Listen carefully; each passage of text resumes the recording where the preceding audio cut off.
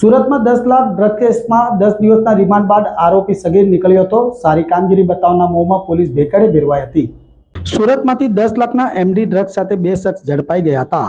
સરદાર સ્મૃતિ ભવનની સામે કદમપલ્લી રો હાઉસથી કાદરસાની નાળ તરફ બે યુવક બાઇક પર ડ્રગ્સ સપ્લાય કરવા માટે આવી રહ્યા હતા. જે બાતમીના આધારે પોલીસે અલગ અલગ ટીમ બનાવી વોચ ગોઠવી બેને ઝડપી લીધા હતા. બંનેને કોર્ટમાં રજૂ કર્યા ત્યારે બંને પૈકી એકની ઉંમર 18 વર્ષ અને 3 મહિના બતાવવામાં આવી હતી. અઠવા લાઇન્સ પોલીસે આ બંને વ્યક્તિને 10 દિવસના રિમાન્ડ મેળવ્યા હતા. પિતાએ એડવોકેટ મારફતે કોર્ટમાં અરજી કરી હતી, જેમાં ઉંમરના પુરાવા સ્વરૂપે કોર્ટમાં સ્કૂલ લિવિંગ સર્ટિફિકેટ મૂકી દીધું હતું. ધોરણ 10ની માર્કશીટ રજૂ કરવામાં આવી હતી. બાળકની સામેની કાયદેસરની કાર્યવાહી જુવેનાઇલ જસ્ટિસ એક્ટ મુજબ કરવામાં આવે તેવી માંગ કરાઈ હતી. પોલીસે યોગ્ય તપાસ કર્યા વગર જ બાળકને મુખ્ય આરોપી બનાવીને કોર્ટમાં રજૂ કરી ગંભીર ગુનો કર્યા હોવાની રજૂઆત કરવામાં આવી હતી.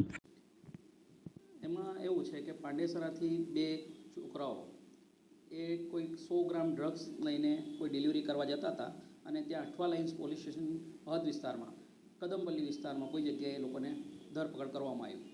પછી ત્યારબાદ આજે જે જોઈનાર બાળક છે, બાળ કિશોરના ફાધરને જાણ કરવામાં આવ્યો પોલીસ સ્ટેશન દ્વારા કે તમારા પુત્રને એવી રીતના અટક કરવામાં આવેલ છે.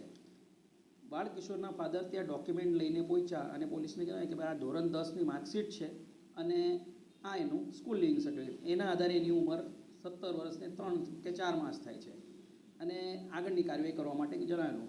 પોલીસે આગળની કાર્યવાહી ન કરતાં એને પુખ્ત તરીકે દર્શાવી નામદાર કોર્ટમાં રજૂ કરીને દિવસ 8ના રિમાન્ડ મેળવી લીધેલા. પોલીસે 8 દિવસ દરમિયાન પણ એવી કોઈ તપાસ કરી નથી કે ખરેખર એનામાં કંઈ સચ્ચાઈ છે કે આપણે ચેક કરવું જોઈએ કે આ બાળકિશોર ખરેખર એના ફાધર કહે છે બાળકિશોર જ છે. સ્કૂલ પણ પાંડેસરાની જ છે. ધોરણ 10ની માર્કશીટ એટલે બોર્ડની એક્ઝામનું માર્કશીટ હતું એટલે ચેક કરવામાં સરળતા રહે. તે પણ ઇન્વેસ્ટિગેશન ઓફિસરે એમની કામગીરીમાં બહુ ગંભીર ભૂલ કરી, જે નામદાર કોર્ટમાં પછી બાળકિશોરના પિતા દ્વારા અરજી કરવામાં આવી. અરજી કરવા જ્યારે નામદાર કોર્ટે બધા ડોક્યુમેન્ટ ધ્યાને લીધા અને એમની એ અરજી પર હુકમ કર્યો અને બાળકિશોરને જુવેનાઇલ જસ્ટિસ બોર્ડમાં રજૂ કરવા માટેનો હુકમ કર્યો.